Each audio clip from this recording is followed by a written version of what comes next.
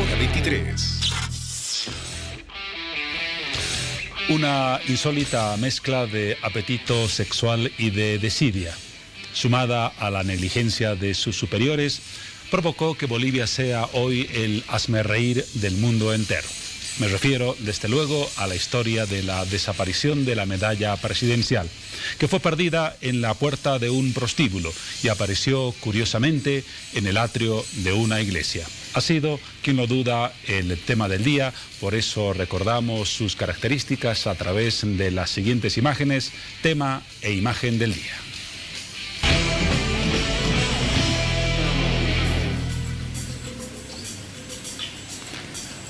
Recordamos la historia. El oficial del ejército recogió la preciada joya del Banco Central y la guardó en una común y silvestre mochila, como si estuviera transportando una pelota de fútbol china.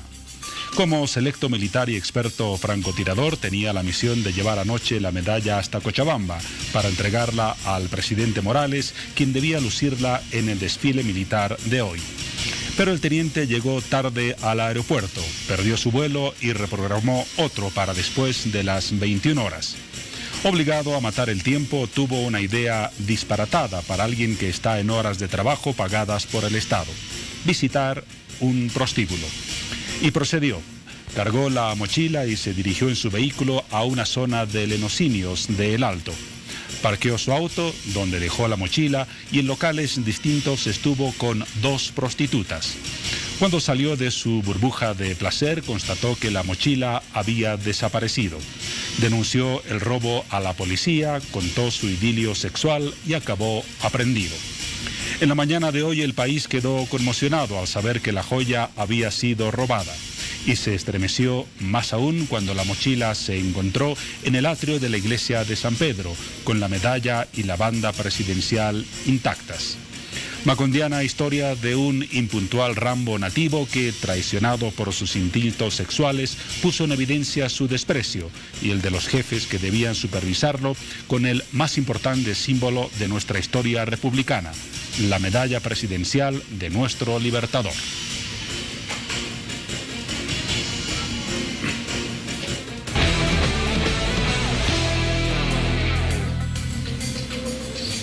Estas fueron las características centrales de ese hecho que, insistimos, conmovió al país. Pero ¿qué tal si recordamos paso a paso los sucesos de esta historia que no deja de sorprendernos?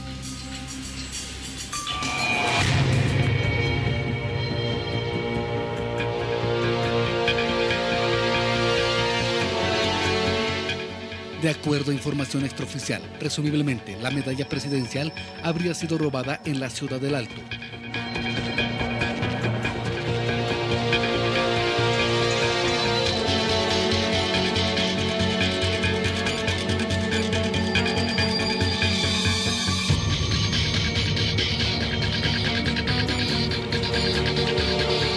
El movimiento policial en la urbe alteña comprometió la participación de efectivos de unidades especializadas de las fuerzas del orden y la presencia del director departamental de la Fuerza Anticrimen y del viceministro de Régimen Interior y Policía, José Luis Quiroga, quien permaneció al interior de estas dependencias policiales por más de 2 horas.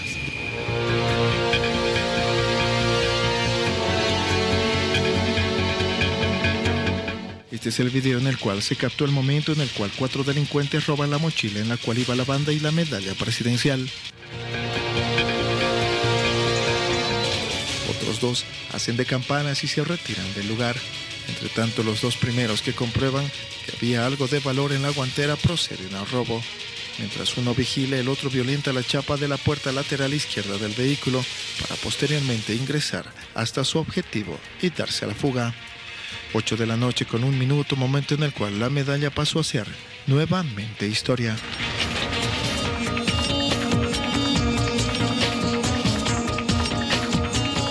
En fecha 7 de agosto del 2018, horas 21:30 aproximadamente, se hizo presente en las oficinas de la División Propiedades de la FELCC El Alto el señor Roberto Juan de Dios Ortiz Blanco, sentando una denuncia por un hecho de robo agravado de medalla presidencial.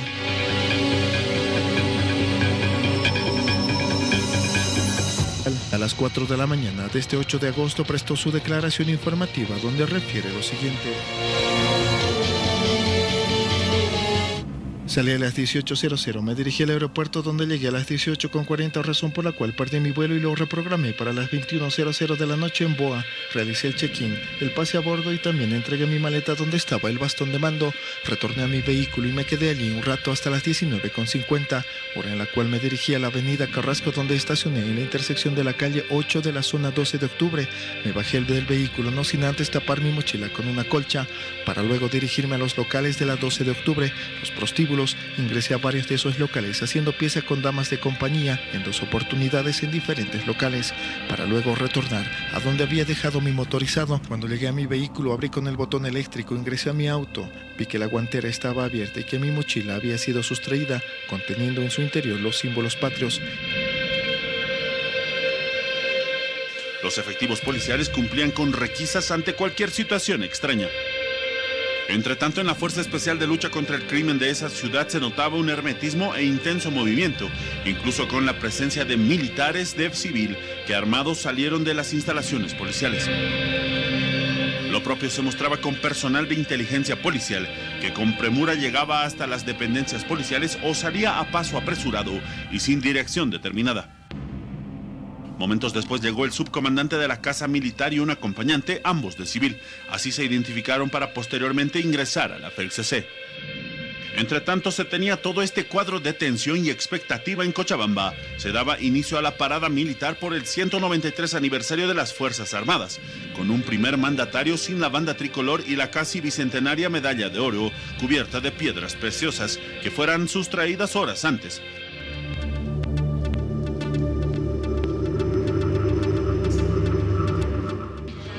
Con una llamada más nos dirigimos allá y efectivamente constatamos a la mano izquierda de la puerta principal, debajo de un árbol, una bolsa negra, yo diría voluminosa. Abrimos la bolsa, el interior de esta, encontramos la mochila en la que se encuentran las joyas del Estado Provincial de Bolivia, que ahora mismo me dirijo a entregarlas. Le tenemos identificados a los autores y sí tenemos claro que los vamos a detener. Este hecho, el hecho de haber abandonado la joya, no significa que hayan quedado impunes. Nosotros seguimos con la labor que se está realizando, que en todo caso es a nivel escalonado. Hemos estado en las rutas interprovinciales, interdepartamentales, inclusive con la intención de identificar a estos sujetos. Que son dos individuos que se dedicaron a este ilícito y que en todo caso, desde la percepción policial, forman parte de una organización criminal. Ellos son peruanos. Tenemos todo, tenemos su modus operandi, su identidad, los tenemos y los vamos a detener. Están perseguidos.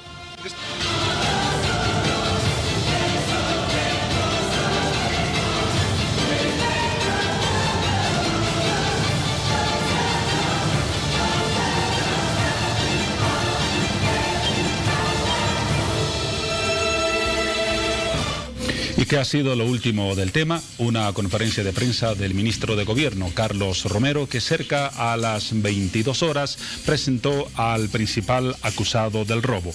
Se trata del ciudadano peruano que responde al nombre de Alexander Huañocana, alias El Yogi, de 30 años de edad, quien ha confesado, de acuerdo al informe que se proporcionó en la conferencia de prensa, que él fue el autor del robo, que cuenta con 2 cómplices que presuntamente se encontrarían prófugos.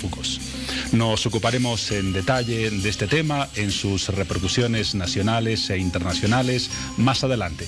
Pero antes, el saludo y la bienvenida a Piti Garamendi y Paola Sánchez. Comenzamos con Paola. ¿Cómo estás, Paola? Buenas noches. Muy bien, Juan Pablo. Bueno, ¿cómo están todos? Bienvenidos a Hora 23. Es momento de anunciar también otros temas que tenemos preparados para esta noche. Como todos los miércoles, dedicamos el programa al área de salud. Estaremos hablando de los trastornos de personalidad. Según algunas investigaciones estadísticas, por lo menos el 25% de la población boliviana está en riesgo de padecer en algún momento de su vida un trastorno mental.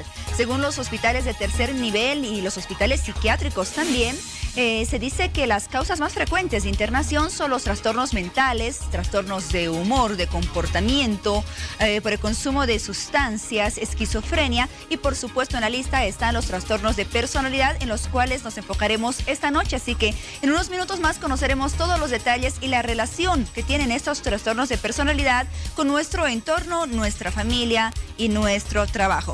Pero ese no es el único tema relacionado al área de salud. Esta noche nos enfocamos también en la salud de los animales, porque si esta no merece la importancia de vida, entonces puede repercutir también en la salud de todos nosotros, de todos los humanos. Hablamos de la rabia canina. Usted recordará que en los últimos meses de la pasada gestión se hablaba de que la rabia canina en Bolivia se encontraba de manera descontrolada, totalmente descontrolada. Por lo menos 4 personas fallecidas hasta noviembre del 2017 y alrededor de 806 canes diagnosticados con rabia.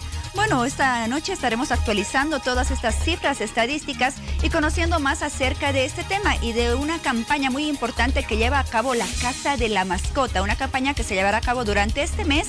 Y si usted tiene un gato o un perrito en casa, esté muy atento porque todos los datos acerca de esta campaña de vacunación antirrábica se lo vamos a proporcionar en los próximos minutos. Bienvenidos nuevamente y también saludamos a Piti, que ya está lista en las redes sociales. Piti, mitad de semana. Hola Paola, ¿cómo estás? Buenas noches a todos. Feliz de compartir un programa más con todos ustedes. Y ya los invito a que puedan ingresar a nuestra página de Facebook Hora 23, que nuestras publicaciones ya se encuentran listas para su participación. Bienvenidos. Son las 23 horas con 3 minutos en Hora 23. Volvemos a ocuparnos del tema principal de la jornada, la desaparición y aparición de la medalla presidencial. Les decía al principio del programa que Bolivia prácticamente fue hoy el hazmerreír del mundo. Y desde luego es muy triste decirlo y confesarlo, pero fue así por las características de esa información. Vamos a revisar a continuación las portadas de los principales medios digitales de la región y de fuera de nuestro continente para constatar cómo se enfocó ese tema en el panorama internacional. Comenzamos, por ejemplo, con el portal de Biobío, un medio de Chile que ha dicho: roban histórica medalla presidencial en Bolivia tras visita de funcionario a prostíbulo. Vamos con otro medio, en este caso Cooperativa, también un medio chileno, un país donde hubo una amplia repercusión por razones obvias de lo que sucedió hoy en Bolivia. Cooperativa de Chile dijo: símbolos patrios de Bolivia se perdieron por culpa de un prostíbulo. Seguimos revisando medios, en este caso el Clarín de Argentina, uno de los más importantes medios de ese país. No respetan nada, el pretitular y el titular: roban la medalla y la banda presidenciales mientras su custodio visitaba prostíbulos. Nos vamos ahora hasta Perú, en este caso el periódico El Comercio, uno de los más destacados de Lima, que ha señalado lo siguiente: Bolivia, roban, allá vemos en imagen, la banda presidencial y medalla mientras guardia estaba en prostíbulo, la palabra que se repite portal tras portal. Del Comercio del Perú nos vamos a El Diario de México. Ya lo vemos en pantalla. El titular de su portal: roban medalla presidencial de Bolivia. Un titular conciso respecto al tema que estamos tratando. Seguimos revisando portales. En este caso nos vamos a El Litoral de Argentina. Dice: le robaron la banda presidencial y la medalla de oro a Evo Morales. El enfoque de la prensa argentina. Seguimos revisando portales, en este caso El Mercurio de Chile, el medio escrito más importante de la nación vecina, que tituló: roban la medalla y banda presidencial de Bolivia, su custodio estaba en un prostíbulo. El País de España, uno de los más importantes de la nación ibérica, tituló hoy: la medalla y la banda presidenciales de Bolivia robadas por el descuido de un custodio. ¿Qué dijeron en México a propósito de esta noticia? Excelsior, un periódico de esa nación, tituló: roban la banda presidencial de Evo Morales. Ahora tenemos el titular de Infobae de Argentina, uno de los medios más importantes de la región, tituló: le robaron la banda presidencial a Evo Morales. Seguimos en Argentina para ocuparnos del titular de La Nación, el otro periódico destacado de ese país. Su título: roban la histórica medalla presidencial de Bolivia. ¿Qué dijeron en Ecuador? Recurrimos al periódico La República: roban la medalla y la banda presidencial, símbolos históricos en Bolivia. Vamos más al norte, hasta México. Milenio tituló "Roban medalla y banda presidenciales de Evo Morales". La noticia viajó hasta otros continentes, en este caso a Europa o Asia. Rusia pertenece a ambos continentes. Sputnik de Rusia tituló "Roban símbolos presidenciales de Bolivia mientras su custodio estaba en prostíbulo". ¿Qué tal? Volvemos a nuestro continente, en este caso Tele 13 de Chile, que tituló "Bolivia, roban medalla y banda presidenciales en medio de aniversario de la independencia". Y desde luego también en Estados Unidos, el Washington Post dijo en su versión en español: "Historia presidencial", más bien, ahora sí lo leo con cuidado, "histórica presidencial, medalla", no se lee muy claramente, "salen recorriendo en Bolivia". Esa es la traducción del titular del periódico norteamericano: "La histórica medalla presidencial está perdida en Bolivia". Esos los titulares que se conocieron hoy en algunos de los medios más importantes del planeta, reflejando la información que salió de nuestras fronteras y tuvo esa repercusión.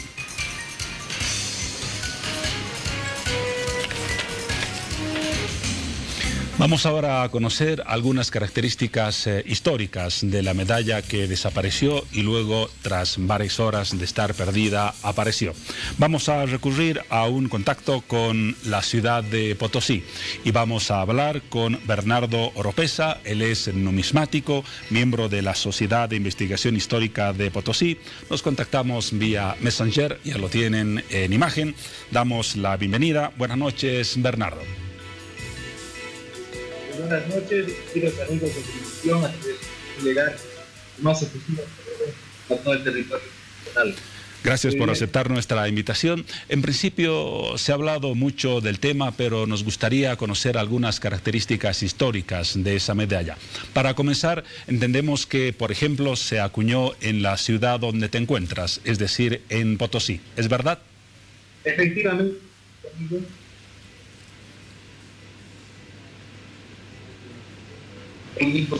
a partir de un decreto que se anunció de Bolivia, el 11 de agosto de 1925.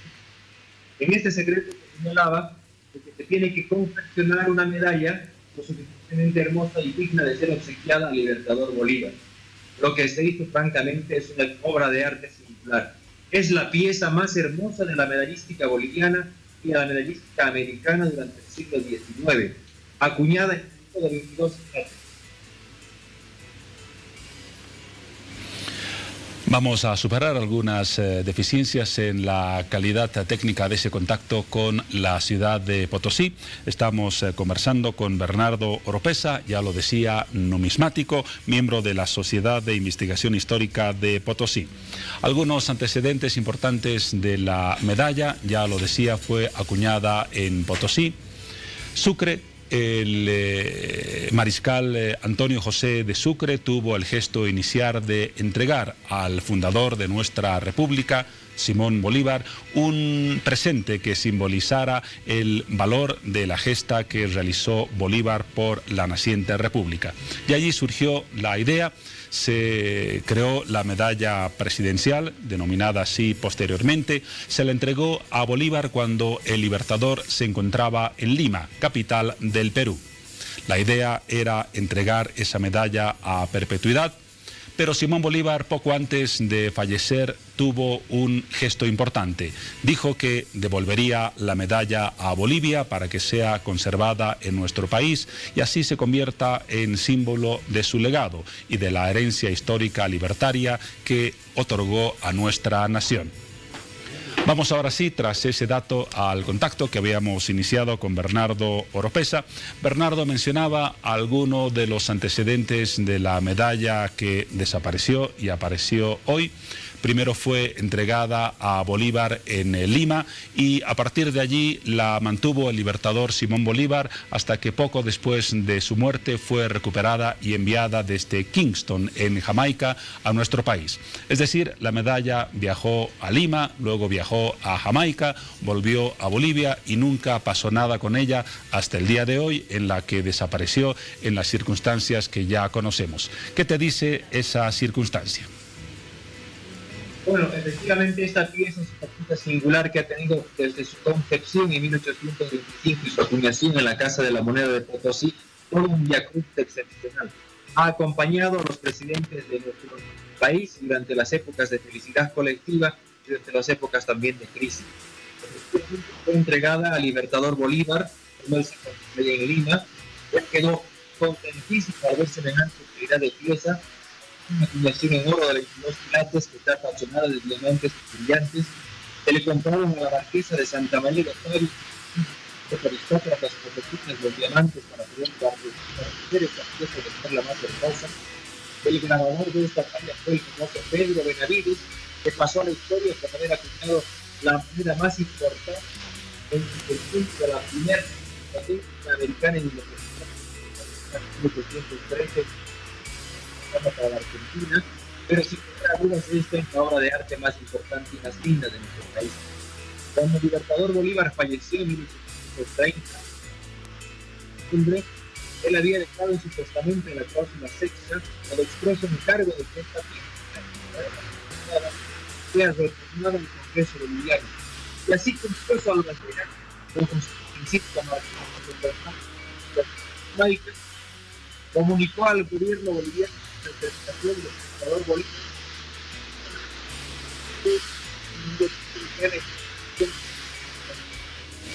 El contacto en cuanto a calidad de audio no es el óptimo, trataremos de retomarlo más adelante en hora 23. Pero los datos están establecidos, la medalla, más allá de su valor económico, que es incalculable, tiene un alto valor histórico. Y ha sido precisamente ese simbolismo el que determinó durante las largas horas en las que la medalla estuvo desaparecida, ese impacto tan profundo en el sentimiento de los bolivianos. El tema no ha quedado desde luego allí, más allá de las investigaciones y de la aparición de la medalla presidencial. En las redes sociales abundaron hoy los memes, los twitters, las notas en Facebook, reflejando un sentir de indignación respecto a los sucesos de esta jornada. Vamos a recordar algunos de ellos a través de twitters que se mencionaron a lo largo de la jornada. La característica del sector y la información que proporcionaron varias personalidades del país.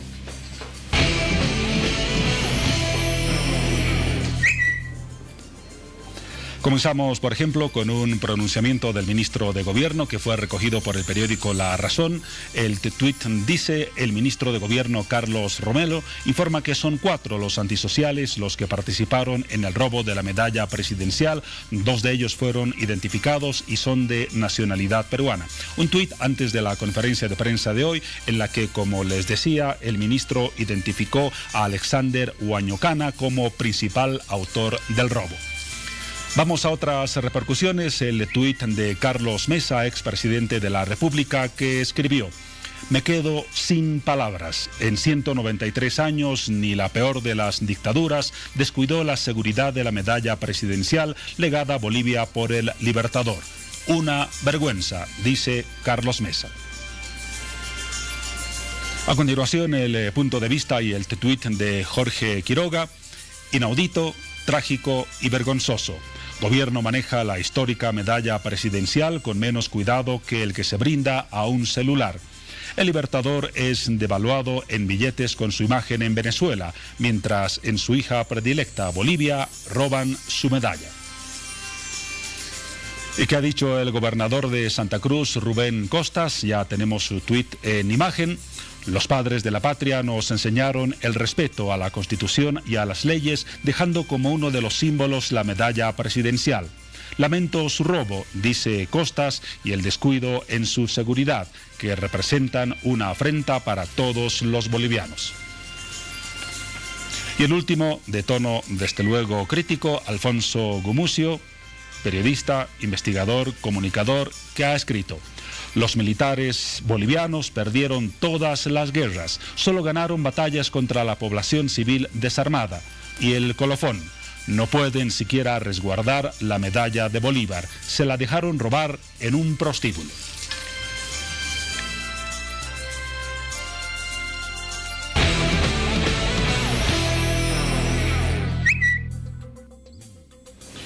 Esos algunos de los tweets más importantes de las últimas horas. El contacto vía Messenger con nuestro entrevistado en Potosí, Bernardo Oropesa, no era el de los mejores, así que recurrimos al contacto telefónico para cerrar los datos que nos brindaba. Estamos en vía telefónica con Bernardo Oropesa en Potosí. Recordabas, Bernardo, la importancia de ese símbolo patrio. Más allá de su valor económico, ¿cuál es la trascendencia de esa joya para nuestra nación? Efectivamente, mi querido amigo, hacerte llegar un caluroso saludo e informar a toda la población de que esta es la medalla más hermosa de la medallística americana acuñada durante el siglo XIX, y pocos países en América Latina pueden preciarse de tener una joya tan hermosa que encierra todo el patriotismo y el civismo de 193 años de vida independiente. Esta medalla fue acuñada en la Casa de la Moneda de Potosí por el experto grabador Pedro Benavides.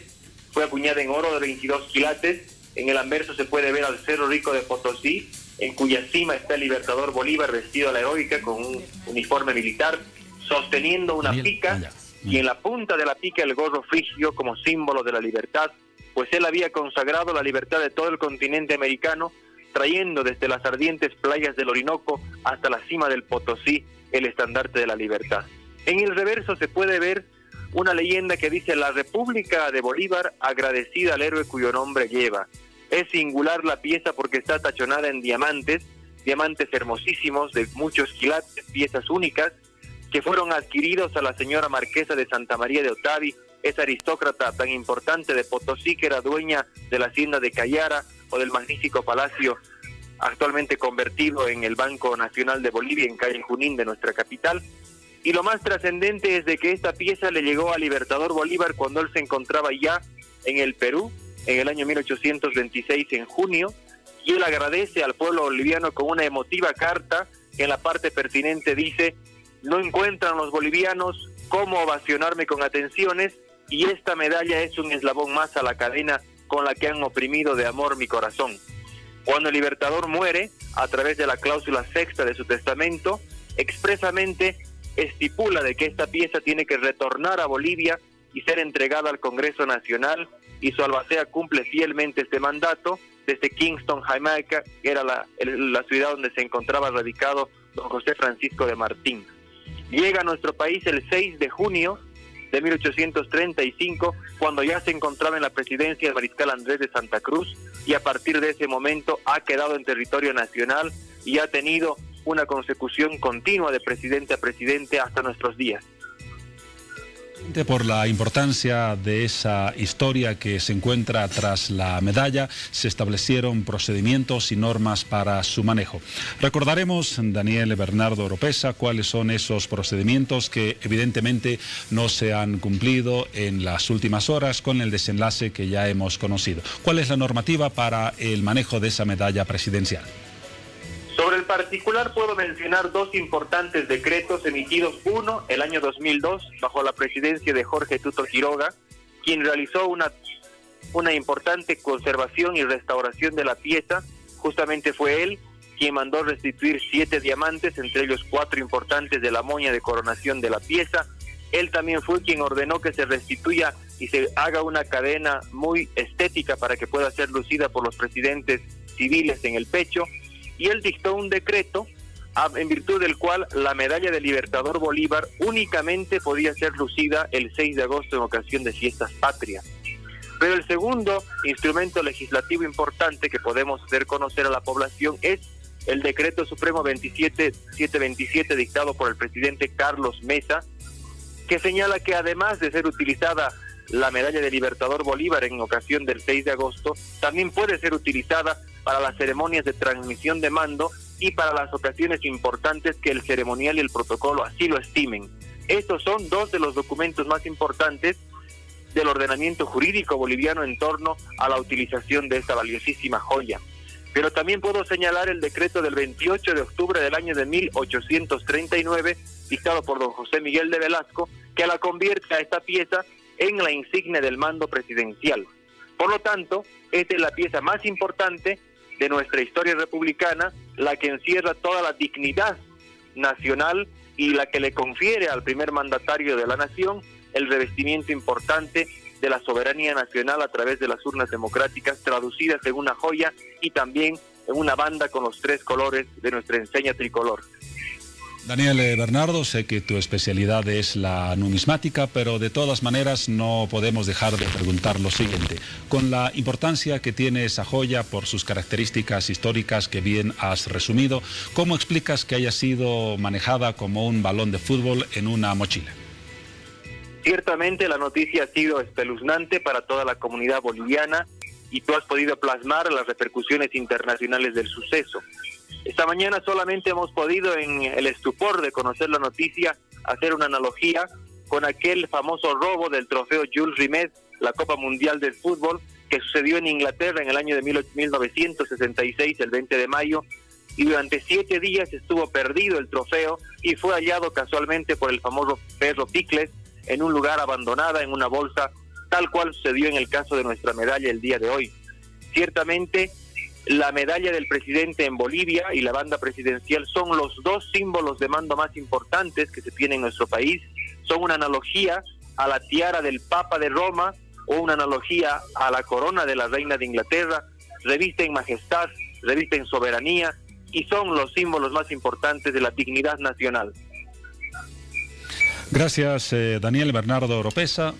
Tu perspectiva nos ha permitido conocer y retomar la importancia de esa importantísima joya para el sentir y el alma de todos los bolivianos. Si tuvieras que mencionar una sola frase para resumir la importancia de esa joya, que ojalá quede grabada en la memoria de todos, ¿cuál sería como numismático?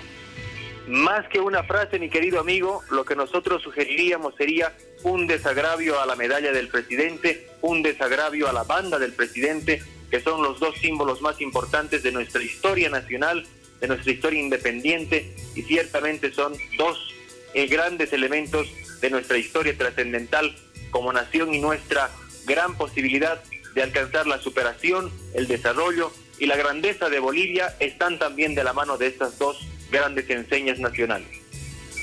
Muchas gracias por ese contacto. Está ahí el planteamiento, un desagravio por lo que ha sucedido en esta jornada con la medalla presidencial. Era el contacto hasta Potosí con Bernardo Oropesa, Daniel Bernardo Oropesa, numismático, miembro de la Sociedad de Investigación Histórica de Potosí, que nos daba esos antecedentes históricos que nos permiten una perspectiva de valoración de lo que significa la joya presidencial. Dejamos así el tema, que seguramente en las próximas jornadas generará más información y estaremos atentos a cómo evoluciona un tema que ha dejado de ser un simple hecho delictivo para convertirse en una cuestión de interés de toda la sociedad boliviana por las características y las connotaciones de un hecho absolutamente reprochable. Momento de un corte en hora 23, luego los temas que anunciamos al principio de nuestro programa. Gracias, Juan Pablo. Es hora de tocar el tema principal de la noche. Yo sé que a ustedes les va a interesar, por eso los invito a participar de las siguientes publicaciones. Trastornos de personalidad, psicología y mente. Los trastornos de personalidad son un conjunto de perturbaciones o anormalidades que generalmente comienzan en la adolescencia o en la adultez temprana. Vamos con la siguiente publicación. Realiza tus consultas a nuestros profesionales invitados.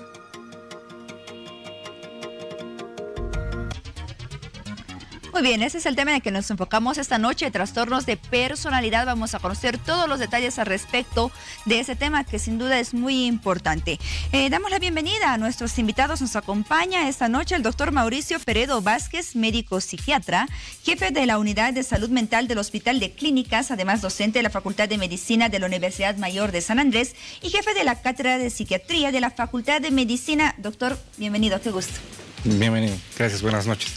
También damos la bienvenida al doctor Lucio Enrique Valda Tudela, médico neurólogo clínico, miembro de la Academia Americana de Neurología, con especialidad en la Universidad Pierre y Marie Curie y del Hospital de la Salpêtrière y además ex vicepresidente de la Sociedad de Neurología. Espero haber pronunciado bien estos centros donde cumplió su especialidad, doctor. No, está muy bien. Buenas noches. Bienvenido. Igualmente. Muy bien, hablamos esta noche entonces de los trastornos de personalidad y para partir de cero en este tema, doctor Mauricio Peredo, ¿Qué le parece si comenzamos por definir qué es la personalidad? ¿A qué llamamos personalidad y en qué etapa de la vida esta se forma? ¿De qué factores depende el tipo de personalidad que vaya a tener cada individuo? Perfecto, gracias. En realidad, la personalidad es un complejo, es un constructo un poco complejo. Sin embargo, para hacerlo de forma sencilla, vamos a decir que la personalidad es el conjunto de rasgos o características que tenemos cada uno de nosotros que nos distinguen y nos hacen diferentes unos de otros y nos hacen seres individuales. Sin embargo, es importante entender también que este conjunto de rasgos o características corresponden a un desarrollo, ¿no? Donde vamos a citar, de acuerdo a las teorías de unos investigadores que son Milon, Cloninger, que nos plantean que la personalidad tiene dos componentes importantes, un componente que es el carácter y otro componente que es el temperamento. ¿En qué sentido? En el sentido de que las personas, si bien tenemos ciertas características, estas características las vamos desarrollando a lo largo de la vida. Vuelvo a repetir. La personalidad es el conjunto de rasgos y características que nos diferencian unos de otros. Es decir, cuando la personalidad termina de desarrollarse, no podemos cambiar. Y ahí viene un poco el refrán, ¿no? Genio y figura hasta la sepultura. Pero ¿qué sucede? Cuando vamos desarrollando, porque de pronto esto lo vamos desarrollando a partir de, decía, un factor que es el temperamento, que tiene que ver con ciertos rasgos, que pueden ser desde biológicos, químicos, endocrinos, genéticos, pero tenemos otro componente que es el carácter, que está relacionado a las experiencias, a las vivencias, al entorno donde nos desarrollamos. Entonces vamos desarrollando este conjunto de rasgos o características a lo largo de la vida y termina de desarrollarse la personalidad al terminar la adolescencia. ¿A qué quiero llegar con esto? Que por un lado podemos decir que la personalidad se define al terminar de la adolescencia. Antes de la adolescencia está todavía en desarrollo. Por lo tanto, cuando hablamos de trastornos de la personalidad, nos referimos a rasgos o características que la persona ha desarrollado de forma inadecuada o alterada, que provoca que la persona tenga conductas desadaptativas. Y solamente podemos hacer el diagnóstico de los trastornos de personalidad después de la adolescencia, es decir, una vez que la personalidad ha terminado de formarse. Previamente a esto podemos ver ciertas características o rasgos que nos pueden hablar de alguna alteración. Hablábamos hace un rato, haciendo la metáfora o la comparación con como decíamos, genio y figura hasta la sepultura. En el caso de los trastornos de personalidad podemos decir, ¿no? Árbol que crece torcido, jamás se endereza. Eso vamos a hablar un poquito más adelante. Vamos a ver que de todos los trastornos mentales, los trastornos de personalidad son los más difíciles de tratar y desgraciadamente los que tienen peor pronóstico. Muy bien, gracias por esa introducción, doctor Peredo. Vamos a continuar la entrevista con el doctor Balda. Trastornos de personalidad, ya nos dio una definición el doctor Peredo al respecto. Doctor Balda, ¿cuál es la relación que tienen estas dos áreas, psiquiatría y neurología, en lo que es el estudio de los trastornos de personalidad y su tratamiento? Ya, hace un momento le comentaba a usted que los neurólogos y psiquiatras estamos muy emparentados. Le decía, somos como primos hermanos. Hemos nacido juntos hace muchos años, éramos los neuropsiquiatras, pero crecieron tanto las dos especialidades que se tuvieron que dividir. Y la psiquiatría trata evidentemente los trastornos psicopáticos o trastornos de conducta de manera general, ¿no? Y el neurólogo trata los problemas de trastornos de conducta ligados a conflictos de tipo orgánico. ¿Qué significa esto? Lesiones en el cerebro, lesiones en la médula, lesiones en nervios periféricos que provocan una serie de alteraciones de conducta, pero ligados a problemas que sufrimos nosotros, que se manifiestan por cierto grado de lesiones, particularmente en el cerebro. Estamos hablando, por ejemplo, de la demencia, que es el gran representante, que es en realidad una parte de la medicina que enfoca la parte de psiquiatría y neurología. Es más, tengo la impresión que la demencia, inclusive el neurólogo un poquito se la ha robado desde el momento que se han encontrado lesiones en el cerebro. Tenemos los infartos cerebrales, que pueden provocar, dependiendo en qué área se encuentren, una serie de alteraciones de tipo mental. La epilepsia puede manifestarse también por trastornos de tipo mental. Y estamos hablando inclusive de la cefalea de tensión o la migraña, que igualmente pueden tener dentro de sus componentes trastornos de conducta. Y otro tipo de accidentes o enfermedades infecciosas como la meningitis, por ejemplo, que a la larga, dependiendo de las áreas que se han quedado alteradas, también provoca alteraciones mentales. Entonces, hay un emparentamiento, ¿no? Tenemos que andar del brazo. En la enfermedad de Parkinson igual muchas veces transcurre con estados de demencia. Tal vez el máximo representante es la demencia de Alzheimer, ¿no? Que en algún momento vamos a mencionar.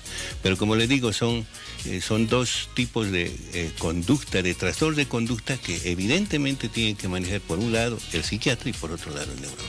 Muy bien, en determinado momento mencionaba el factor genético. El doctor Peredo nos decía, el factor genético puede influir o puede ser tal vez una causa del trastorno de personalidad.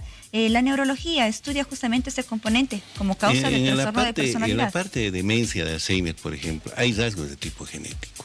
¿No es cierto? No en todos los casos, pero hay rasgos genéticos. Entonces, la enfermedad de Alzheimer es un trastorno que no tiene cura hasta el momento. Se puede tratar de mejorar con cierto tipo de psicotrópicos, psicofármacos, ayudar un poco, pero inclementemente esa persona va a ir hacia el deterioro mental y a la muerte. Pero esta no es parte de un trastorno de personalidad, ¿o sí? E influye, obviamente que sí, trastorno de personalidad, porque ¿qué es lo que presenta un paciente de demencia? Aparte de tener el rasgo que es el que más se conoce, el olvido. ¿No es cierto? ¿Dónde he puesto las cosas? En fin, me olvidé, se olvidó de una llave, se olvidó inclusive del nombre de los parientes con los cuales estaba compartiendo el lugar donde vive. En fin, hay una serie de rasgos que en el primer tiempo empiezan a aparecer, se van volviendo más acentuados, se confunden inclusive con trastornos de ansiedad y depresión. Al final coge fenómenos de tipo motor y sensitivo, acaba en una silla de ruedas y por último acaba de fallecer. Ese tipo de conducta, o sea, se puede progresar en el lapso de 5 años como promedio. Entonces ahí se ve que hay rasgos psiquiátricos, pero ligados a problemas orgánicos. ¿Qué es lo que encontramos en el cerebro? Encontramos unas lesiones en el cerebro que antes no se las podía localizar porque no teníamos la ayuda de la tomografía y la resonancia magnética. Ahora, con la ayuda de esos implementos, nosotros podemos llegar a la conclusión de que son problemas orgánicos, o sea, que se manifiestan por lesiones en el cerebro particularmente. ¿Cuáles son las causas más frecuentes de estas lesiones? No podemos nosotros saber el origen de las lesiones. Sabemos que hay un componente de tipo hereditario, evidentemente, pero no hemos llegado a la conclusión cuál es la razón que aparezca en esto, ¿no? Hay personas jóvenes que pueden transcurrir con esto a partir de los 45 años. Hay otro tipo de demencias, por ejemplo, donde sí el origen se puede considerar, la demencia multiinfarto. La demencia multiinfarto comprende a aquellas personas que tienen lesiones de infarto cerebral por microinfartos provocados por la arteriosclerosis. Son arterias que se van cerrando, circula muy poca cantidad de sangre, hay poco oxígeno y hay lesiones múltiples que aparecen en el cerebro, por eso se llama multiinfarto, o sea, infartos múltiples en el cerebro. Hay otra que es la patología de tipo vascular, por ejemplo, los cuadros de hipertensión arterial crónica pueden deteriorar el cerebro y llevar a trastornos de tipo mental. Muy bien, doctor Peredo, existen distintos tipos de trastornos de personalidad. ¿Cuáles son los más frecuentes en nuestro medio?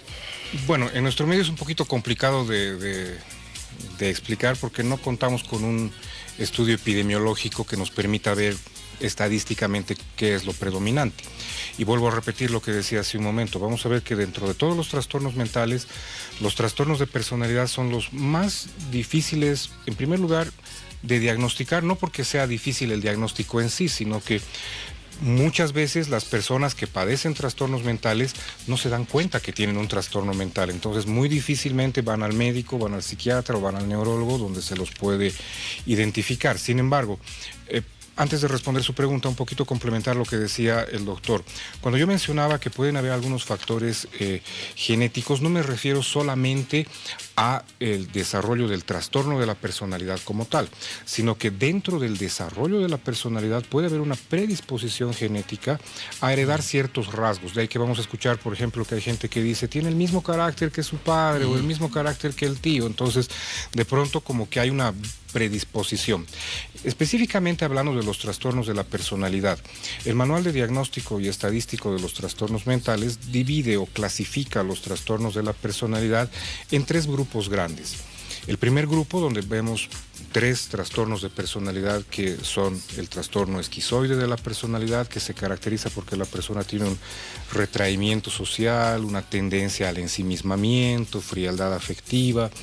El trastorno esquizotípico de la personalidad, donde la persona de pronto tiene rasgos donde son gente muy fantasiosa, un poco que saliéndose de la realidad. El trastorno paranoide de la personalidad, donde la persona de pronto es desconfiada, susceptible, suspicaz, todo lo relaciona como que está en contra de ella, por lo tanto tienen conductas agresivas. Un segundo grupo donde de pronto la característica es que son personas inmaduras emocionalmente. Ahí tenemos al trastorno histriónico de la personalidad, que se caracterizan por ser personas que buscan ser el centro de atención, buscan notoriedad, extremadamente dramáticas, con bajos niveles de tolerancia a la frustración. El trastorno narcisista de personalidad es otro trastorno donde también la persona busca reconocimiento y de pronto son personas un poco arrogantes, vanidosas, también con niveles de tolerancia a la frustración muy bajos. El trastorno límite de la personalidad, que se caracterizan porque son personas emocionalmente inestables, con dificultad en el control de impulsos.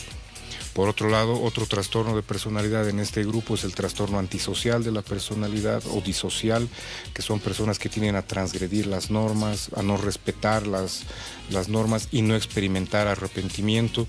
Y un último grupo donde tenemos a la personalidad temerosa, que como su nombre indica, son personas tímidas, temerosas. Otra personalidad, la personalidad evitativa, que son personas que sienten mucho temor pero desarrollan mecanismos de evitación. Por otro lado, tenemos a la personalidad dependiente, que son personas que para sentirse seguras de sí mismas tienen ciertos rasgos de depender emocionalmente de otras. Y por último, la personalidad obsesiva, ¿no? El trastorno obsesivo de la personalidad, que son gente perfeccionista, meticulosa, detallista, que de alguna manera denota un grado de inseguridad, por eso es que buscan el perfeccionismo. Entonces, de alguna manera, he tratado de resumir. Claro, repasamos los distintos tipos de trastornos de personalidad que existen, con los signos o síntomas que estos pueden presentar. Tomando en cuenta esta variedad, doctor, ¿los tratamientos también son variados o existe un mismo tratamiento para todos los trastornos de personalidad? No, de hecho es muy complejo el tratamiento de los trastornos de personalidad. Primero porque, vuelvo a repetir, la persona difícilmente se da cuenta que tiene un problema. Por lo tanto, difícilmente acuden a un profesional. Si es que acuden al profesional, generalmente es porque alguien los lleva. Entonces, la adherencia al tratamiento es difícil. Por otro lado, de forma breve he tratado de resumir ciertas características, pero es muy común que los trastornos de personalidad además se compliquen con otros trastornos mentales, ¿no? Que pueden ir desde depresión hasta problemas de adicciones, inclusive en algunos casos hasta problemas que no tienen que ver con la patología misma, pero que pueden tener problemas delincuenciales, es decir, es muy complejo. Entonces el tratamiento, dependiendo obviamente del tipo de trastorno de personalidad, va a tener un abordaje diferente. ¿Podríamos hacer un resumen de ese abordaje? ¿Son medicamentos? ¿Son terapias? En realidad el uso de medicamentos puede utilizarse, o sea, puede estar aceptado, pero en este caso el uso de medicamentos no está orientado a el tratamiento en sí del trastorno de personalidad, sino más bien de controlar algunos síntomas, ansiedad, síntomas de depresión, inestabilidad emocional, que pueden ayudar a un poquito con esos síntomas, pero en sí un tratamiento farmacológico desde el punto de vista curativo no existe. Paralelamente a esto sí está indicado un tratamiento psicoterapéutico, que también es complicado, porque lo primero que se tiene que lograr desde la psicoterapia es que la persona no solamente identifique, sino admite que tenga un problema. Y en muchos casos que son el problema, ¿no? Porque, como decía al principio, la característica del trastorno de personalidad es que la persona desarrolla rasgos que son desadaptativos. No solamente tienen su forma de ser, sino que aparte de tener esta forma de ser, no se adaptan a las dificultades de la vida cotidiana. Muy bien, doctor Balda, en el caso de los trastornos de personalidad que son ocasionados por algunos daños en el funcionamiento, daños anatómicos, daños neurobiológicos, no sé si está bien el término, ¿existe un tratamiento específico? Bueno, son generalmente problemas de los neurotransmisores cerebrales que tenemos, ¿no es cierto? Y en el fondo, lo que dijo el doctor es bien cierto. De alguna manera, todos tenemos algunos rasgos de trastornos de personalidad. Se hace un análisis de las 8 o 10 cosas que ha mencionado. Un poco de todo tenemos nosotros, ¿no es cierto? Son rasgos biológicos que tenemos y están emparentados con nuestra conducta. Cuando esos pasan de un límite, hay un cuadro que se llama al límite, ¿no es cierto?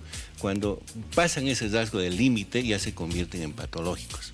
Generalmente el diagnóstico de estos cuadros no es muy fácil. Algunos casos empiezan con una ansiedad y depresión y se ha manejado mucho antidepresivos y ansiolíticos, pero en el fondo el substrato de la enfermedad a veces no se conoce. En el caso de la demencia a veces suele empezar solamente con ansiedad y depresión. Después vienen los fenómenos de olvido y luego todo ese deterioro mental y luego motor que sufre hasta llegar a la silla de ruedas. Los problemas de multiinfarto que mencionaba son pequeñas lesiones que hay en el cerebro y ahí sí, hay una forma de controlar esto de los multiinfartos, ¿no? El colesterol, triglicéridos, el aumento de grasas en el organismo, ¿no? Las dislipidemias que se llaman, hace que el flujo sanguíneo cerebral vaya disminuyendo a nivel cerebral. Entonces sucede que muchas células de estas no reciben la cantidad de oxígeno que requiere. Entonces empiezan a haber lesiones en el cerebro que se llaman lesiones lacunares. Muy bien, ¿no? cuando no son tratados a tiempo o de manera adecuada los trastornos de personalidad, doctor Balda, ¿qué consecuencias se podrían presentar? ¿A qué se podría llegar? No, por eso le digo, hay dos cuadros que se pueden prevenir. Sería este uno y luego la hipertensión arterial, que lleva también una destrucción de las neuronas, igualmente los fenómenos de tipo diabético, ¿no es cierto? Entonces hablaremos primero de un problema de tipo preventivo, ¿no?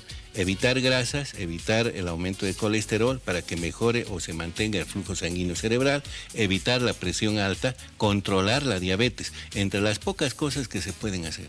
Pero tenemos una enfermedad de Alzheimer, por ejemplo, que destroza el cerebro directamente en poco tiempo y no hay un remedio que pueda controlar ese tipo de problemas.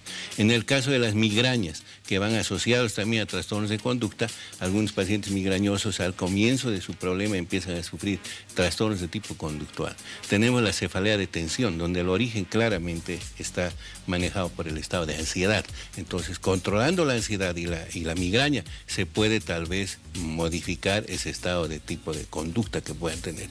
Pero hay casos en los que no se puede hacer mucho y tenemos que utilizar paliativos o buscar los medicamentos que sean útiles, en este caso los psicotrópicos, ansiolíticos, benzodiazepinas, en fin, tratando de mejorar la calidad de vida de esa persona, porque de lo que se trata es mejorar la calidad, ¿no es cierto? Y ahí interviene también el psicólogo, como mencionaba el doctor, ¿no? Hacer un tratamiento psicológico apareado con el tratamiento médico.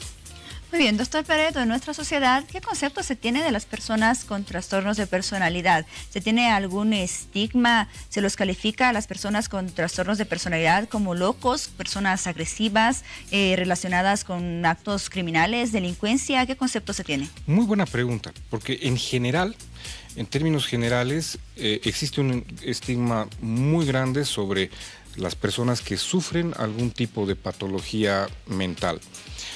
Sin embargo, algo muy curioso en el caso de los trastornos de la personalidad es que más bien no son identificados. Porque digamos, una persona, como mencionaba el doctor, que tiene un trastorno de tipo neurológico, psiquiátrico, como puede ser el deterioro cognitivo que tiene el caso de las demencias, inmediatamente se identifica que esta persona tiene un problema y bueno, se reconoce. En el caso de los trastornos de personalidad es muy diferente, porque como decía hace un momento, todos tenemos rasgos de personalidad, pero a pesar de esto, de ser como somos, nos adaptamos y tenemos una vida más o menos tranquila, con problemas, sin problemas, pero sobrellevamos la vida cotidiana. En el trastorno de personalidad, la persona tiene estos rasgos que hemos descrito, pero de forma muy rígida. Entonces, no solamente no pueden adaptarse, sino que además pueden generar conflictos en el entorno familiar, en el entorno social. Entonces, a veces son difíciles de identificar y simplemente son las personas extrañas o extravagantes, o en algún caso las personas inmaduras o dependientes. pero vuelvo a repetir, difícilmente son identificados como personas que tienen algún trastorno mental. Simplemente son vistos como personas que tienen dificultad para adaptarse o que son conflictivas de alguna manera. Tal vez el estigma viene un poco por ese lado, ¿no? Que son personas complicadas, conflictivas, mejor los evitamos. Muy bien. Pero vuelvo a repetir, es muy difícil poder que la gente, la población en general, pueda identificar los trastornos de personalidad. Muy bien, doctor Balda, ya para finalizar la entrevista, ¿cuál es la forma en la cual podemos apoyar a una persona que tiene trastorno de personalidad? Justamente quería hablar de manera particular en los pacientes epilépticos.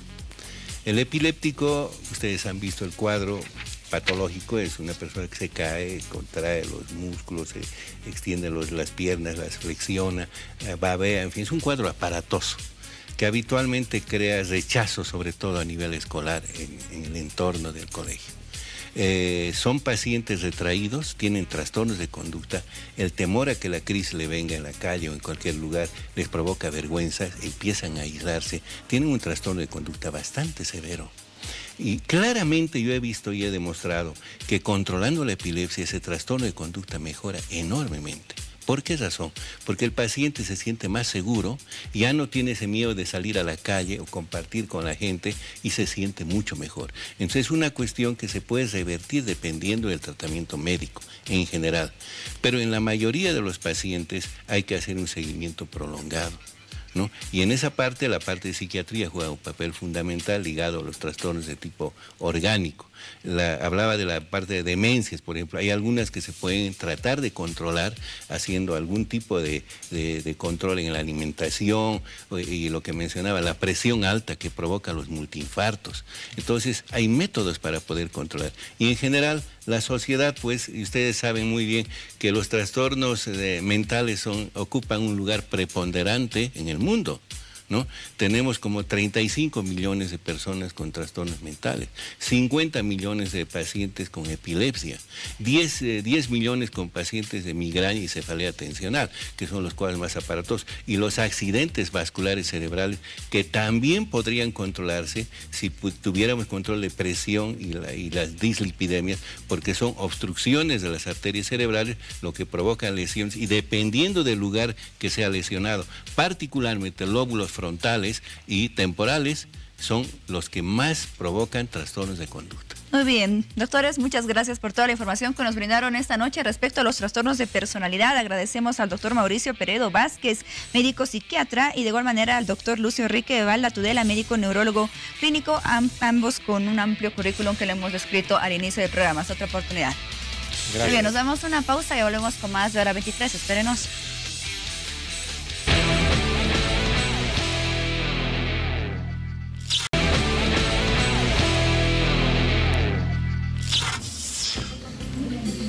Revisamos las noticias de ayer. El fiscal departamental de La Paz, Edwin Blanco, informó este miércoles que se imputará al teniente Roberto Juan de Dios Ortiz Blanco por los delitos de incumplimiento de deberes, conducta antieconómica y destrucción o deterioro de la riqueza o patrimonio nacional, luego de haberse establecido su responsabilidad en la pérdida de la banda y la medalla presidencial el pasado martes en horas de la noche en la ciudad de El Alto.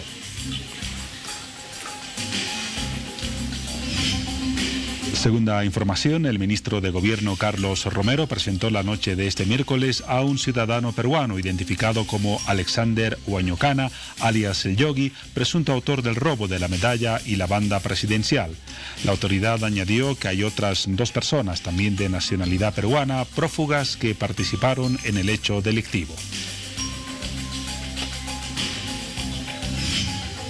Y la última nos dice que la Agencia Nacional de Hidrocarburos alista una normativa para frenar la venta de carburantes a propietarios de vehículos ilegales o chutos en bidones. Los 2 requisitos para que el dueño de un motorizado pueda abastecerse de combustible consisten en que cuente con placa de registro y el TAC, un dispositivo electrónico adherido al parabrisas para que el BSISA lo reconozca y se valide la compra de gasolina o diésel.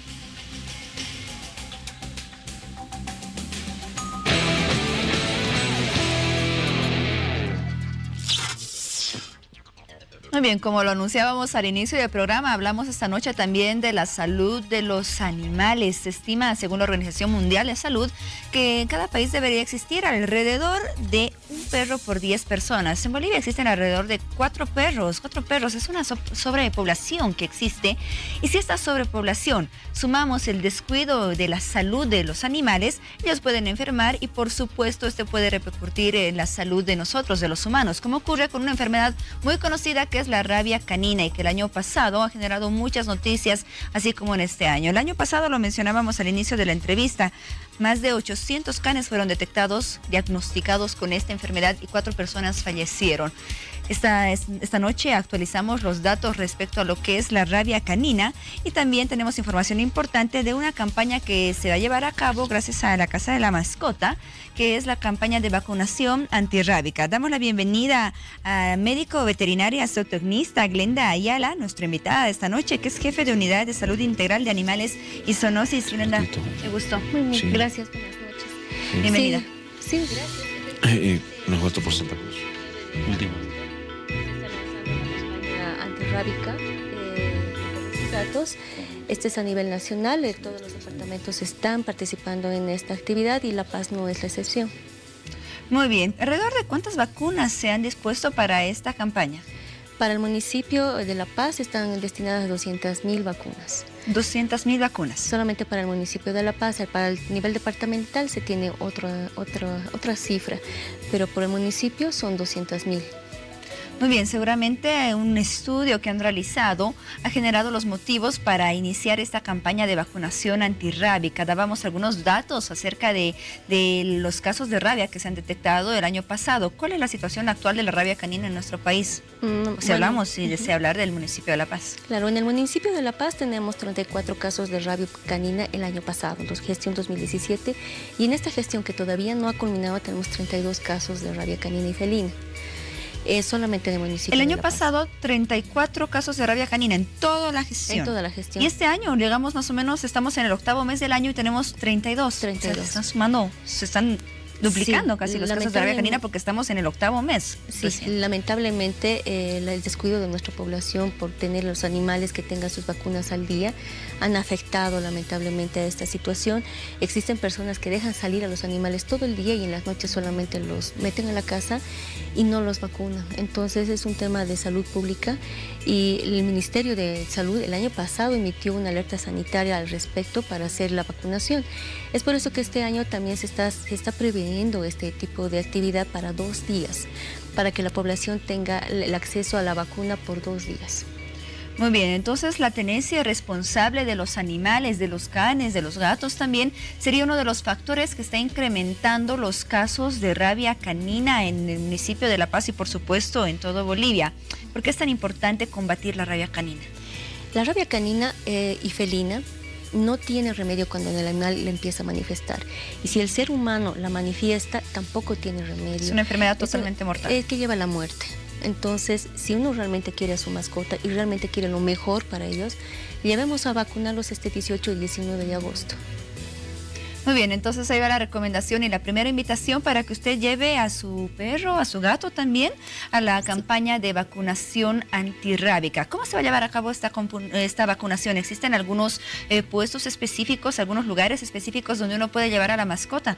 Sí, se ha determinado algunos puntos específicos con el Servicio Departamental de Salud, que es el CEDES, y nos ha pasado la lista oficial. Nosotros lo vamos a publicar en la Casa de la Mascota, en la página de la Casa de la Mascota, todos los puntos donde van a estar encontradas las brigadas de vacunación. Cabe aclarar que también en algunas zonas se va a hacer puerta por puerta y también estacionariamente en plazas y calles principales de todo el municipio. Muy bien, entonces en la página de la Casa de la Mascota podrían encontrar toda la información acerca de los puestos específicos donde las mascotas podrán ser vacunadas y algunas zonas como cuáles, por ejemplo, serán recorridas casa por los distintos personales de salud. En la mayoría de las zonas va a ser recorrida, solamente que se tiene un programada las brigadas. Lo que sí quisiera aclarar, por favor, al público que está viendo, es que todos los animales que lleven a vacunar pueden ser vacunados a partir del mes de edad y tienen que estar en perfecto estado de salud. ¿Qué quiere decir esto? Sin diarrea, sin moco, sin estado decaído de salud. ¿Por qué? Cuando uno coloca una vacuna a un animal y este está incubando cualquier tipo de enfermedad, acelera el proceso de la enfermedad. Es por eso que tienen que estar bien sanitos. animales sanos y a partir de un mes pueden ser vacunados. Otros aspectos que deben tener en cuenta los dueños de estos animales, como por ejemplo el tema del carnet de la vacunación, la frecuencia con la cual se debe recibir esta vacuna contra la rabia canina y cuidados posteriores que se debe tener con el animal posterior a la vacunación. Después de la vacunación es bueno no bañarlos y que estén en la casa 15 días, porque en 15 días a 20 días los animales ya manifiestan, ya empiezan a crear anticuerpos, ya están protegidos contra la enfermedad. Es por eso que no sacarlos a la calle, no bañarlos por 15 o 20 días es lo más adecuado. Muy bien, entonces toma en cuenta todos esos cuidados que se debe tener respecto a la vacunación de nuestras mascotas, porque el objetivo de esta campaña sin duda es combatir la rabia canina, una enfermedad que una vez que se presentan los síntomas es mortal tanto para animales como para humanos. ¿Con qué frecuencia realizan estas campañas? Siempre se hace una vez al año, pero este año estamos haciendo 2 días seguidos por la emergencia sanitaria. Muy bien, entonces le pido que nuevamente hagamos la invitación con todos los datos que requiere nuestra población para conocer acerca de la vacunación antirrábica que lleva a cabo la Casa de la Mascota. Bueno, el municipio de La Paz, a través del CEDES y con coordinación del Ministerio de Salud, invitamos a la población que saque sus animales de manera correcta, no los niños, por favor, sino los adultos, a las plazas y donde encuentren las brigadas. Gracias. Muy bien, agradecemos a nuestra invitada de esta noche, médico veterinaria zootecnista Glenda Ayala, jefe de Unidad de Salud Integral de Animales y Zoonosis. Glenda, qué gusto. Muy bien, vamos contigo, Juan Pablo. Gracias, Paola. Son las 0:11. Estamos en una nueva jornada y en esta nueva jornada nos vamos a ocupar de hablar de bullying. Un fenómeno lastimosamente presente y casi creciente, especialmente en los colegios y escuelas. Y vamos a abordar este tema con un experto que visita Hora 23. Se trata de Alfredo Rodríguez. Él es periodista, comunicador. Lo van a reconocer cuando lo vean. Ahí, ¿cómo estás, Alfredo? Buenas noches. Pablo, buenas noches. Muchísimas gracias por la oportunidad. Encantado. Él es autor de ese libro que se ha hecho famoso en los últimos años, Evadas, una recopilación de frases del presidente del Estado, ¿verdad? Exactamente. Ahora, quizás a raíz de lo que ha sucedido ayer, la desaparición y aparición de la medalla presidencial, quizás puedas poner en pausa las evadas y escribir una novela o un cuento sobre esta misteriosa desaparición y aparición. Da para muchas cosas, ¿no? Tanto material, realmente yo creo que va a dar para muchos géneros, ¿no? Hay de todo, suspenso, comedia. Así que por ahí queda tentado Alfredo de incursionar en ese tema. Algo saldrá. ¿Qué tal la venta del libro en la Feria del Libro? Que es la razón de tu presencia en La Paz. Alfredo lo olvidaba mencionar, radica en Santa Cruz. Sí, estamos en la Feria Internacional del Libro de La Paz. Hemos tenido una muy interesante visita del público lector. Estamos compartiendo el stand con una personalidad como el profesor Javier Ascargorta, con la escritora Bárbara Antelo. Tenemos una propuesta muy variada para diferentes tipos de público. Estos 2 últimos días un poquito más lento, más bajo, pero esperamos que el fin de semana, como suele ser parte de nuestra costumbre boliviana, pues la gente ya venga y pueda compartir con nosotros como se debe. Seguro que sí. Vi en las redes una fotografía del vicepresidente del Estado visitando el stand. ¿Compró otra vez el libro Evadas o sí. Lo vio y pasó? No, compró. ¿Lo compró? Sí. ¿Conversaste algo con él? Es un habitual, ya compró la vez pasada. Y conversamos, claro que sí, le manifesté un poco lo que era el libro, lo que contenía, discutimos y bueno, finalmente se llevó el libro como lo hace cualquier otro lector, ¿no? Muy bien. Vamos ahora a la otra faceta de Alfredo Rodríguez, que en los últimos tiempos se ha convertido en un experto y en una referencia en la ciudad de Santa Cruz respecto a lo que es el bullying y a su tratamiento. Conocemos de la palabra, pero quizás no tengamos una idea precisa de su significado. Cuando hablamos de bullying, ¿nos referimos a qué, Alfredo?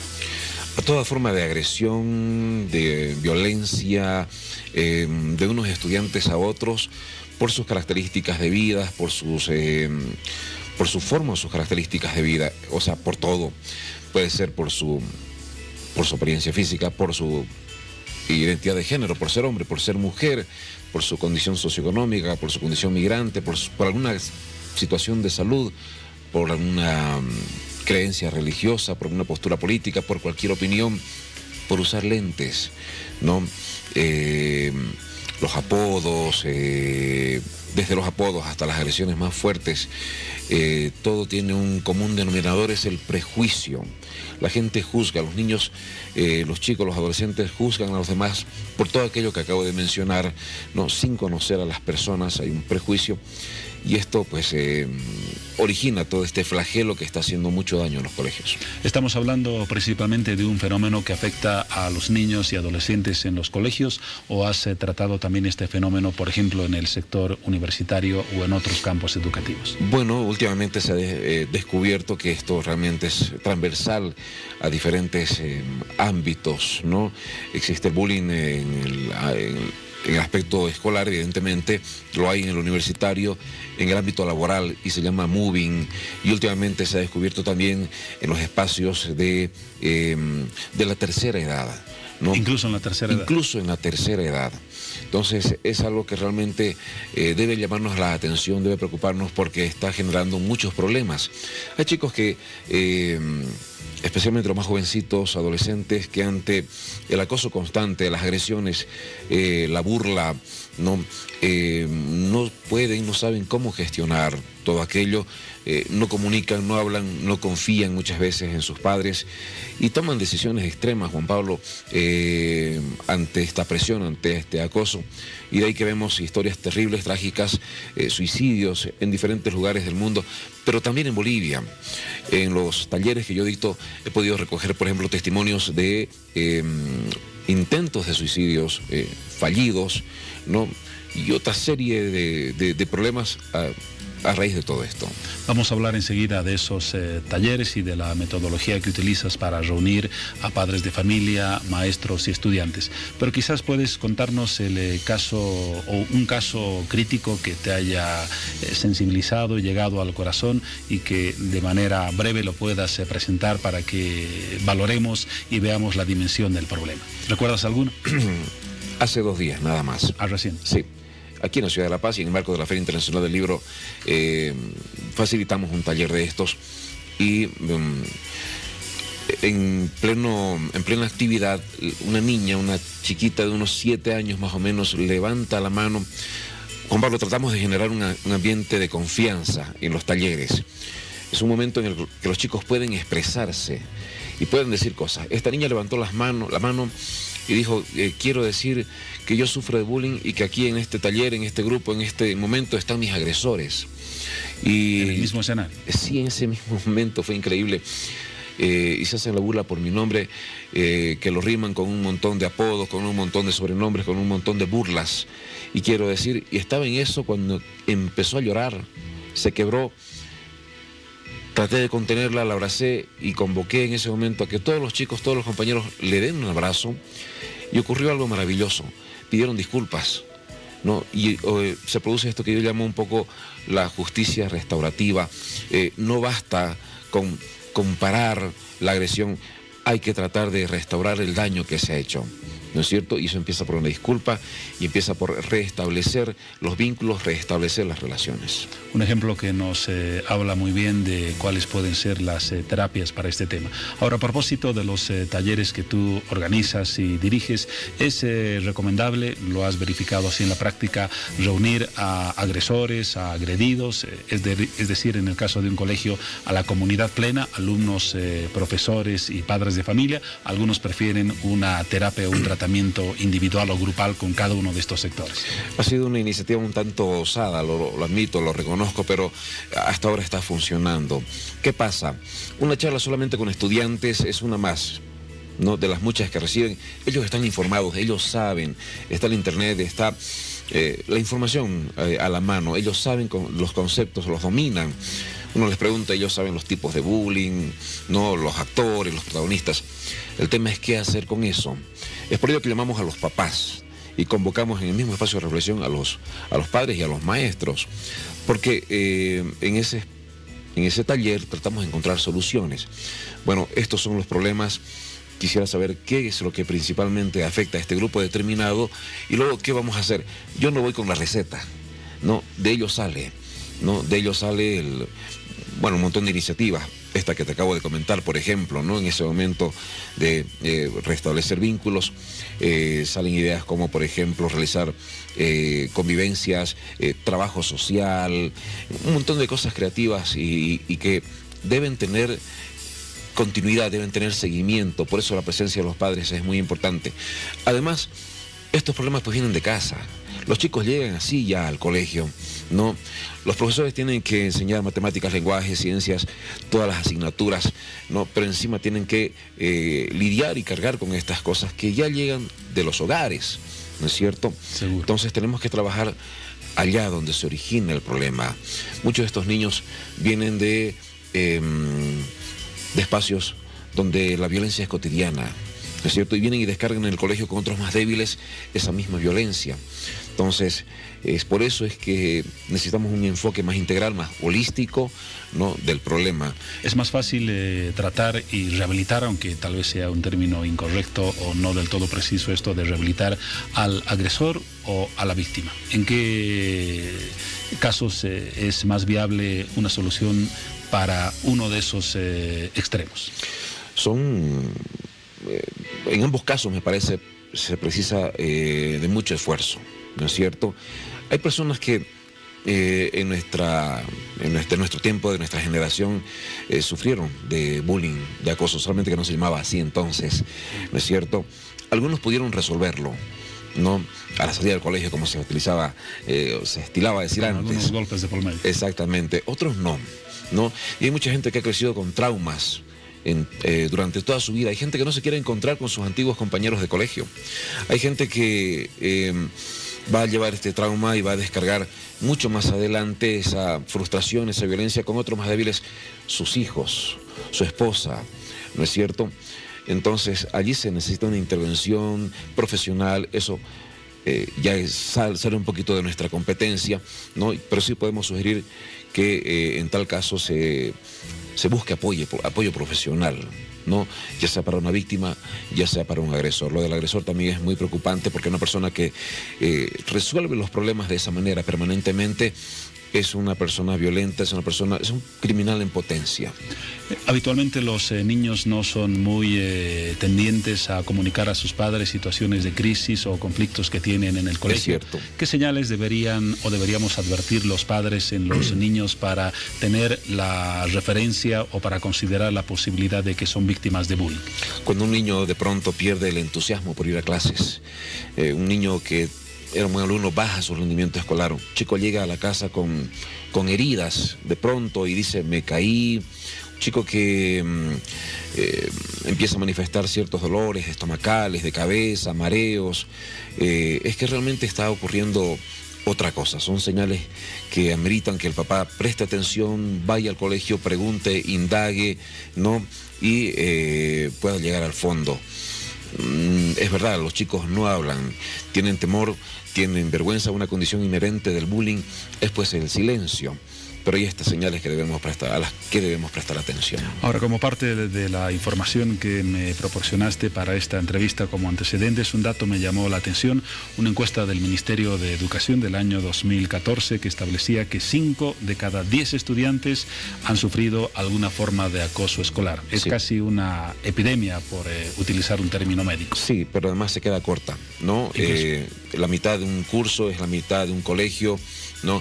Pero cuando uno va a los talleres, yo les reparto a los chicos con los papelitos en blanco para que ellos cuenten sus testimonios de manera anónima, y así garantizamos también su seguridad. Llegan unos legajos enormes, ¿no? Yo me atrevería a decir que estamos en un 8, 9 de cada 10, ¿no? Con tendencia a subir. Un porcentaje altísimo. Sí. ¿Están haciendo algo los establecimientos educativos para enfrentar este problema? Tú, por ejemplo, organizas talleres, pero pueden verse como una solución externa. Internamente, ¿hay mecanismos que tú hayas visto que se están cumpliendo y que son de alguna manera efectivos? Muy poco, muy poco. Necesitamos que los colegios tengan protocolos de intervención. Muchas veces los docentes, los directores no saben cómo actuar frente a una situación de bullying, hay salidas realmente espantosas. Directoras, por ejemplo, que sientan a la víctima y al agresor frente a frente y realizan un careo para ver, ¿no?, quién tenía la razón, quién eso no. Empeora las cosas. No, pues eso es terrible, porque luego cuando no está la directora, cuando no está la autoridad, cuando no hay alguien allí, vienen más represalias, vienen más problemas, ¿no es cierto? Y ante la falta de estos protocolos surge la intervención de los padres. Padres que agreden directamente a otro niño, ¿no? Y los padres de ese otro niño van a surgir y, bueno, van a venir unos conflictos familiares enormes porque no actúa oportunamente la unidad educativa. No tenemos los protocolos, no tenemos personal, muchas veces se delega al profesor de psicología, de la asignatura de psicología, este tipo de situaciones. Es un tema que está muy descuidado. Ahora no podemos olvidar por la presencia, la vigencia, la extensión de las redes sociales, el fenómeno que se llama ciberbullying. También es un peligro, aunque distante, pero a la vez paradójicamente próximo a muchos jóvenes y escolares. Está complicado mucho más las cosas, porque antes en el tema del bullying, de las agresiones, teníamos conflicto con una persona, tendríamos conflictos, tal vez teníamos conflictos con un grupito, por decirlo así. Ahora cuando yo subo una foto que molesta a alguien, un meme, una burla, ¿no?, esto se viraliza. Y la víctima ya no enfrenta a uno o un grupito, enfrenta a una comunidad, enfrenta a muchos agresores a la vez. Y es donde viene este extravío, no saber qué hacer, y vienen las malas decisiones. ¿Qué podemos hacer, especialmente en materia escolar, ya llegando al final de la entrevista, para combatir este fenómeno? Me imagino que no hay soluciones generales, pero sí algunas referencias que podrían ser muy útiles para orientar a estudiantes, a padres y a profesores. Sí, hay que establecer los protocolos de intervención. En Internet hay muchas instituciones que trabajan en estas cosas. Hay algunos municipios que han tomado, que han desarrollado, que han aprobado leyes, y hay que empezar a ponerlas en la práctica, ¿no es cierto? Esto es muy nuevo. Establecer protocolos, generar espacios de reflexión como estos que estamos proponiendo, y lo más importante, observar aquellas señales que lanzan los chicos, de las que hablábamos hace instantes. No soslayar, no minimizar, no relativizar. Eso de que es juego de niños es muy peligroso. Un juego de niños no puede terminar con alguien en una terapia intensiva, Juan Pablo. ¿Y qué le dirías a un niño en particular? Esto ahora no nos están viendo, pero tal vez los padres puedan comentar eso con ellos. ¿Qué consejo se puede dar a un niño que se encuentra asustado, temeroso, acosado, presionado, discriminado? Sí, hay tres actores, ¿no es cierto? Son las víctimas, son los agresores, y están los espectadores, los mirones, los que a veces filman la agresión. Para cada uno hay un llamado y un mensaje. El niño que es víctima, que no tenga temor en hablar, que no intente resolverlo solo, que busque ayuda, y si no tiene confianza en sus padres, que busque siempre, hay alguien, una persona mayor en la cual pueda encontrar apoyo. A los espectadores, que no lo hagan más, tienen que involucrarse, tienen que intervenir, pues de lo contrario se convierten en cómplices, ¿no?, de la agresión. Ya los agresores, pues que esto es hasta kármico, la vida da vueltas, y ahora cometen una agresión, lastiman a alguien, pero puede también suceder que ellos terminen siendo víctimas tarde o temprano. La palabra de Alfredo Rodríguez, periodista, comunicador, escritor y ahora combatiente contra el bullying. Si en el presente hubiera todavía un Rocinante, estoy seguro que Alfredo se treparía encima de él a batallar por la justicia. Hoy ha elegido la pluma como arma de combate, en esta ocasión contra el bullying. Felicidades por ese trabajo sobre el cual se hace tan poco ante una magnitud tan grande y tan preocupante del problema. Gracias, querido Juan Pablo. La sensibilización de los medios de comunicación es muy importante en esta cruzada, y este es un espacio maravilloso para haber avanzado un poquito más. Gracias y éxito en la Feria del Libro.